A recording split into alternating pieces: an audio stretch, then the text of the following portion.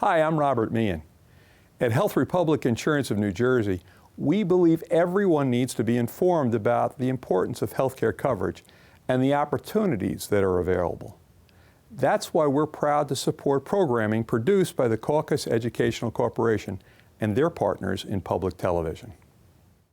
Funding for this edition of One-on-One with Steve Adubato has been provided by the Robert Wood Johnson Foundation, Health Republic Insurance of New Jersey, the Healthcare Foundation of New Jersey, founded by the Jewish community, Cohn Resnick, Accounting, Tax, and Advisory, where forward thinking creates results, the Fidelco Group, the Russell Berry Foundation, and by ADP, a comprehensive provider of human resources technology and services. Promotional support provided by The Record, North Jersey's trusted source, and NorthJersey.com. And by Meadowlands Regional Chamber, building essential connections that drive business growth.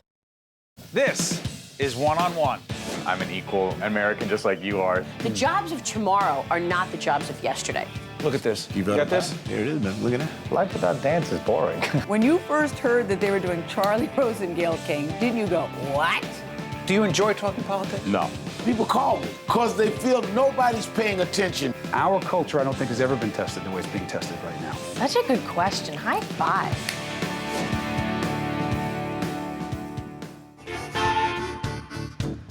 I'm headed down to Woodstown, rolled in that Jersey mud. Well, I'm headed down to Woodstown, rolled in that Jersey mud. I put my truck in four-wheel drive and go have me some fun. I put my truck in four-wheel drive and go have me some fun. That's good stuff. You're looking at Ryan Gooch Nelson, singer, songwriter, and he's got this new. You mind if I plug your CD? Go right ahead. That's what we're here for, right? Oh, you're here to plug? Is that what you're here to do? Partly. We're here to tell a story. Public television. We don't plug unless you know. Okay, I got you. You got good stuff, and you do. This is Gooch and the Motion. Yes, Comin Home. Yes, sir.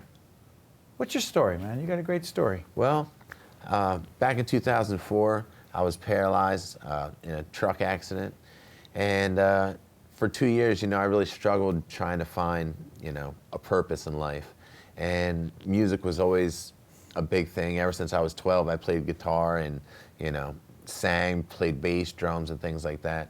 And after 2 years being paralyzed, I finally found slide guitar, which is kind of an old traditional thing that a lot of old blues players do. And it's kind of an old school technique of playing guitar. And I started playing guitar, writing music, and had a long journey. And now I'm here with my new band, The Motion, and releasing our debut album. What were you looking at, that video we were looking at? Oh, okay. The video is... A trailer to what? It's a trailer to just really my band and what we're about. And I just signed with new producer, Joe Nicolo, and we're getting ready to, kind of put this thing out and see what people think, So let me ask you something. When did you know that music would always be a part of your life? Well, I guess when I was, just a kid, music, everything, this was like, music was always a big part of my life because... How young?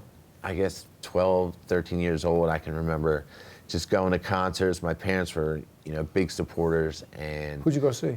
I would go see, even local bands would play at my dad's car dealership where he was a manager. What? Last Call, to people like Dave Matthews, Santana, The Roots, and things like that. Joanna, right? Joanna Gagos, our executive producer. She loves Dave Matthews. Yeah, I was a huge Dave Matthews fan growing up.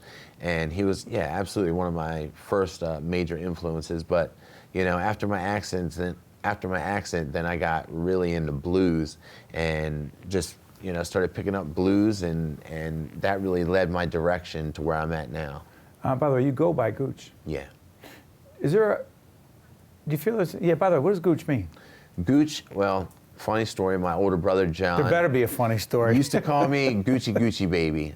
When he was 3 and I was just a kid, right. My parents would, I guess, say Gucci Gucci baby in the crib or whatever, and they would call me Gucci baby. And all my baseball coaches, football coaches, teachers, everybody called me Gooch. So, but as a performer now, it kind of works, So talk to me about, you said blues became the primary music of choice for you after the accident.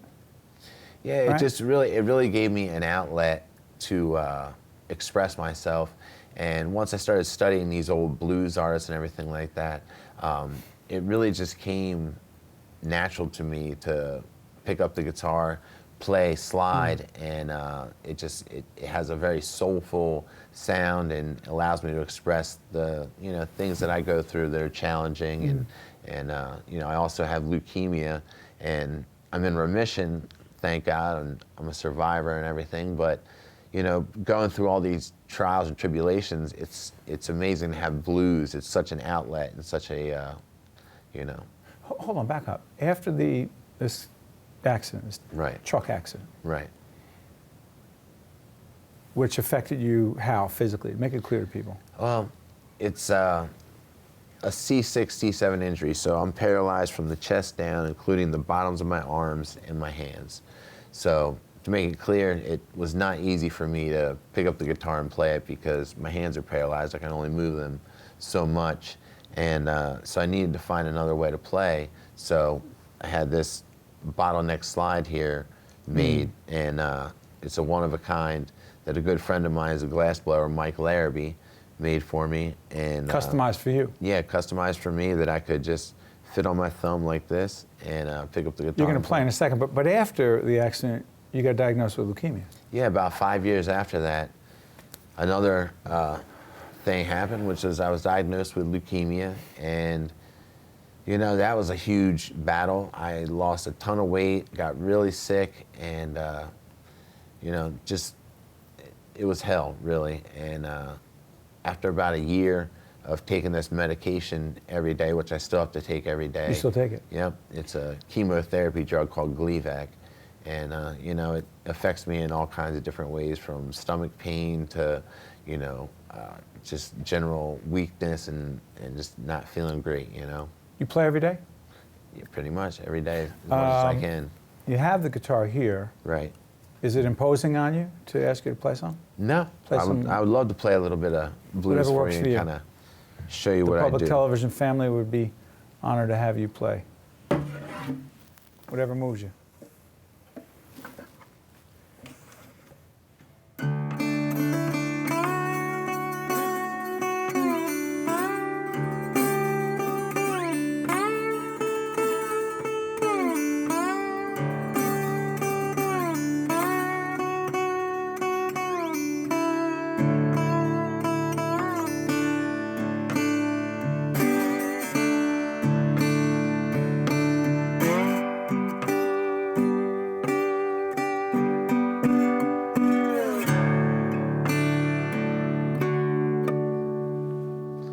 Give you a little taste, just kind of has a sweet sound that really lets me get my emotions out and everything like that, and also do a lot of a little bit of rocking with it, a little bit of blues and soul, and you can even get funky with it.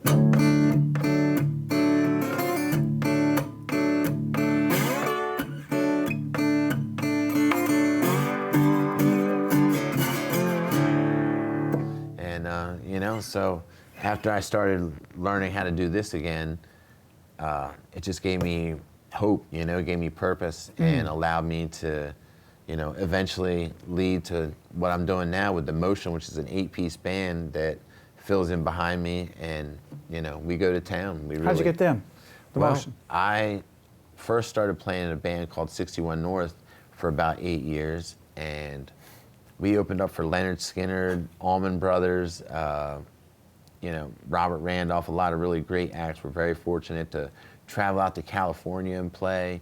We played all over the place, and they were like brothers to me, but I felt that I needed to go, in my direction and find my voice. We had a great lead singer, Brian LePan, who's out doing a lot of great stuff right now, and you can find a lot of his stuff online too. But I just, we both were kind of needed to find our own voices. And now that I'm doing this, I know that I'm on the right path. The foundation you started is called? Music in Motion, the Music in Motion Foundation, and it's at musicinmotionfoundation.org. What is it? Basically, when I was in the hospital, I had music therapy. Oh, is that better for you to put down? Yeah, I can or put what? this down. You got it. Music in Motion Foundation. Yeah, Music in Motion Foundation. It's basically a foundation that I wanted to start. When I was in the hospital, they had music therapy, and then they don't have it there anymore. That's how I was given purpose again, was through this music therapy that I received when I was at McGee Rehab Hospital in Philadelphia for about 6 months after my accident. And it just was important to me because I see how many people struggle and how music can really bring the best out of people. And my father just passed of lung cancer. Recently? Yep, just recently, I'm about sorry. a few weeks ago. I appreciate that. And but you know, I would go by his bedside and play for him, and you know, even when he couldn't talk, he would just smile, you know. And it really meant a lot to him, and it meant a lot to me when people came and played for me when I couldn't play. And then, you know, the whole learning process, the therapy of it, you know, music is a communal thing, and when you get people in a room together and they're singing and playing music and hitting drums and things like that, it brings the best out in people, and it lifts their hopes and lifts their spirits and gives them an outlet. You know, earlier today, we had a young man, you may or may not know, Eric LeGrand. Eric LeGrand was a football player at Rutgers University who, in the fall of 2010, was injured on the football field and wound up not being able to use his, well, he can't walk. Okay. And he can't use his upper body. And we spent some time talking to him, and he described his own situation, and he's incredibly positive and spiritual, and he's a motivational speaker, and he's a broadcaster, sportscaster for Rutgers. And the bottom line is, what I took away from him is he actually talked about his own situation, that on some level it's been a blessing, and he's learned more about himself, and that's him. But it's just ironic. I didn't even know that both of you were booked today on this day. How do you experience this in terms of, have you ever processed why you? Well, you know, I'm a firm believer that God has a plan, and I have faith, and you know, I just try to take it day by day, and that's why, you know, part of the reason I started the Music in Motion Foundation was because it feels good, it feels right to give back and help others.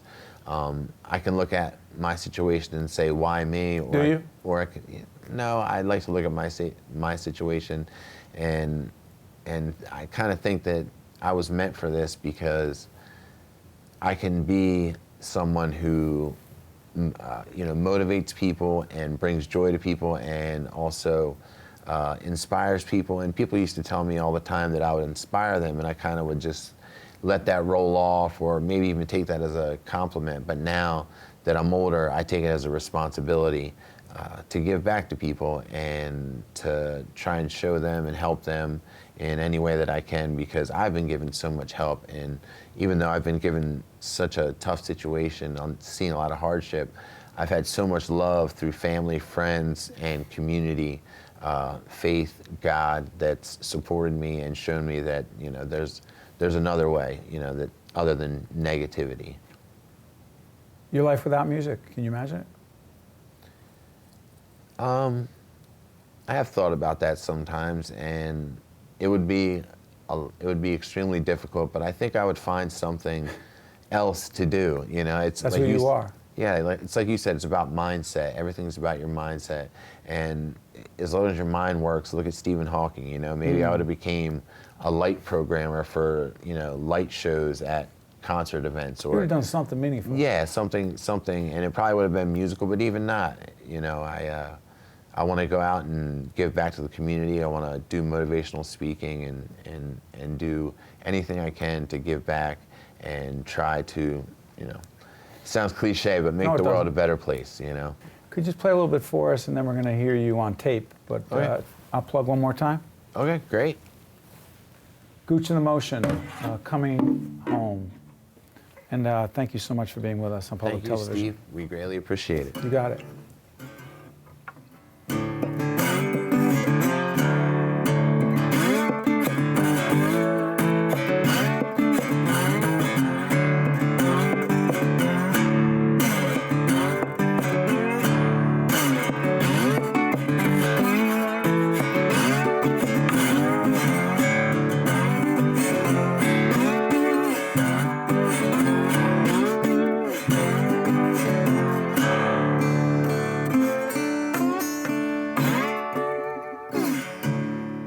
Thank you. I'm gonna show you how to love me right, girl. I'm gonna show you I'm gonna show you. I'll teach you everything you need to know, my baby. I'm gonna show you I'm gonna show you every day, every night, my baby. I'm gonna show you you know. To see more one-on-one with Steve Adubato programs, visit us online at steveadubato.org. If you would like to express an opinion, email us at info@caucusnj.org. Find us on Facebook at facebook.com/Steve Adubato PhD and follow us on Twitter at Steve Adubato. We are pleased to welcome Mr. Bob Carr, who's the founder of an organization called Give Something Back Foundation, also the CEO and founder of Heartland Payment Systems, and he is also joined by his colleague, Joshua Meekins, who is a 2014 graduate of the great Villanova University and also a staff member of the Give Something Back Foundation. It is an honor to have both of you here. Bob, give people a sense of what the Give Something Back Foundation is and how you got started. I don't want to say started in it. This is you. You started. This is your fault, by the way. You decided that you wanted to give something back. Why? I received a scholarship when I was a senior in high school a long time ago, and it always meant a lot to me. Not so much. Excuse me for interrupting me. A whopping $250. But it wasn't the money. It was the recognition and the fact that somebody believed in me enough to do that. I got a plaque, and I always thought someday I'm going to have enough money. I'm going to give back. Who gave it to you? The Lockport, Illinois Women's Club. You'll never forget that, will you? Absolutely not. Why not? Not even close. Because when I wrote him a check for $5,000 some 40 years later, I got a note back from the president, and she let me know that it was the 100th anniversary of the organization and invited me to come in. I'd been the only person ever in 53 years to give back, which stunned me. It just shocked me. And they were just fun people to deal with and very interested in educating disadvantaged kids. And so I went ahead and gave them $100,000, and we started what is now the foundation. The goal is to help young men and women have an opportunity to pursue education, primarily on the college level. Right. But in your case, it was on the high school level. Yes. At which high school? Princeton Day School. Which had something to do with helping you wind up in college. Going to a wonderful university at Villanova. How many students to date? We have about 440 students altogether through high school, through college, in college, or in high school. What's the goal? The goal is now 2,000 students through college, debt-free. How much money are we talking about? How much money? How much money that we talking each student gets? The student doesn't get any money. We pay the university $20,000 per student. They get to invest that money for on an average 6 years. Wow. And the interest plus that money plus Pell Grant and state funds is that's our program. What did it do for you? What did it do for me? What did it do for you? Opens up doors and gives you a lot of opportunities you wouldn't normally have. Talk about it. And especially for me, I was born in Trenton, New Jersey, raised in that school system, went to Princeton Day School. It gave me a lot of opportunities, both academically, athletically, and just throughout educationally. I had a lot more opportunities, a lot more places to visit, a lot more people to talk to, a lot of things I wouldn't have seen normally. Got to visit colleges, things like that. So let me get this straight. So you find out that there's this guy that has this foundation, and he wants to help young men and women pursue their education because he wants to give something back because someone gave him an opportunity a few years before. And you think what? I think I have to give back myself. You get something, you get this gift that you're not really too sure who gave it to you and why they gave it to you. Did you know who he was? At the time when I first received it, no. You did not? No. I later found out who he was and what the story behind it was. And then that intrinsically instilled in me, well, if he cares about me, why shouldn't I care about other people? Why can't I give back to these people who are giving back to me? Is that part of why you hooked up with the organization? Of course. To give back? Mm-hmm. I knew I wanted to give back after graduating from Villanova. I just didn't know how I wanted to give back. Do you owe? Do I owe? What do you mean by that? Do you owe? I don't mean any money, but do you owe something to give back? Yes, I believe I do. I believe I'm not a self-made man. I believe I was helped to where I need to be. So I need to give back intrinsically from that. Do you feel, maybe owe is a funny word, but do you feel an intrinsic responsibility to give? I think that someone who's fortunate enough to be as successful financially as I've been able to be, I can't think of a better thing to do. It's not out of a sense of I owe, is a sense of what better thing can I do? Buy another house? Buy a Bentley? I mean, I'd rather see a kid go through college.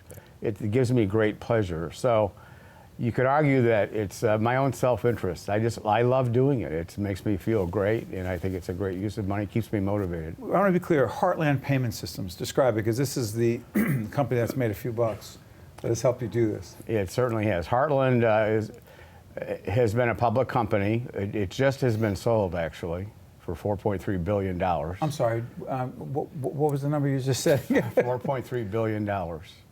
We started back in the 90s and built a really nice company and processes payments, electronic payments. Became number 5 in the country behind the big banks, and we just got bought out, and so we've raised our goals to help even more kids now. Yeah, by the way, this book, Through the Fires, an American business story of turbulence, triumph, and giving back, is Bob Carr's book. If he has the time after this, I would love you to sit down one-on-one and talk to us a little bit about the book. I would love to. Because it's an extraordinary story. The students who graduate, the students who go through it, do you keep connected to them? We do, and Steve, let me say this. When we give these awards, I tell the kids 2 things. I say, you can never say for the rest of your life that you never got a break, because you just got a huge break. And all we ask of you is that when you graduate and you have time and or money to give back, that you give back, and that's how you're going to pay it forward. That's what you ask. We ask them to do that right on day 1. Give something else back. Give something back when you're able to do it. What states are you in?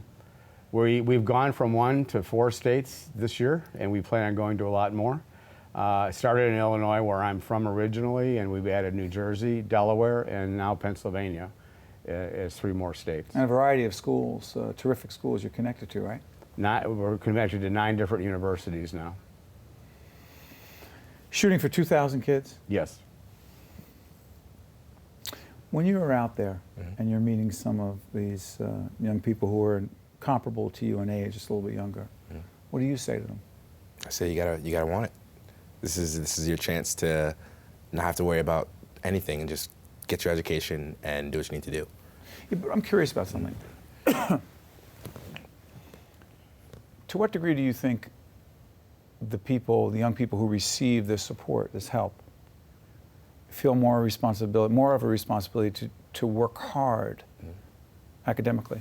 When you're doing your education, you're going through your work, you get those moments where you're not sure of yourself, but you know there's somebody who believes in you, and that person has believed in you enough to assist you this far, so you got to keep going. How do the schools select them, Bob?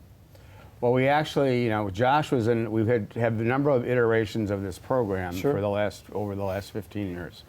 The program that Josh was in, we paid for his private schooling, which got him ready in a big way for a great school in Princeton, like Villanova. That's right. But now we pick 9th graders, and we assign mentors to the 9th graders, and mentor them through high school. Make sure they take an academic curriculum that'll get them through college. They have to get a B average. That's the requirement. They have to be in good stead, conduct-wise. And then we put them through school, room, tuition, and board for 4 years. And our kids graduate. We have 95% graduation rate for freshmen that start in college. And we have an 87% success ratio of 9th graders starting and finishing high school with a B average. The program works. It's just, I can't believe how well it's worked, frankly. And we're expanding it, and it might deteriorate a little bit at the numbers, but the numbers are so strong right now, it's a real pleasure to run this program. You feel good about this? I feel terrific about it. You want other people to give back as well. I sure do. People. I sure do, and a number have too. You mind if I tell people again about the program? Please do. It's called the Give Something Back Foundation, and the founder is this gentleman right here, Bob Carr, who's the CEO and founder of Heartland Payment Systems, and Joshua Meekins, graduated from Villanova, the Wildcats. The Wildcats. Right? 2014. I want to thank both of you for joining us and making a big difference in the lives of many. We wish you nothing but the best, and keep giving back and making a difference. You honor us. Thank you, Steve. Appreciate you being with us. Thank you, guys. One-on-One with Steve Adubato has been a production of the Caucus Educational Corporation, celebrating over 25 years of broadcast excellence. Funding for this edition of One-on-One with Steve Adubato has been provided by the Robert Wood Johnson Foundation, Health Republic Insurance of New Jersey, the Healthcare Foundation of New Jersey, Cone Resnick, the Fidelco Group, the Russell Berry Foundation, and by ADP, transportation provided by Airbrook Limousine, serving the metropolitan New York, New Jersey area. I will. It's the oath of those strong in character. A call to build our own dreams, not someone else's. Doing whatever it takes to create a better way. This is Health Republic, a not-for-profit co-op health plan created to give us control of our own health care. So we all have the support we need when it's time to say, I will. Health Republic. Live independently healthy.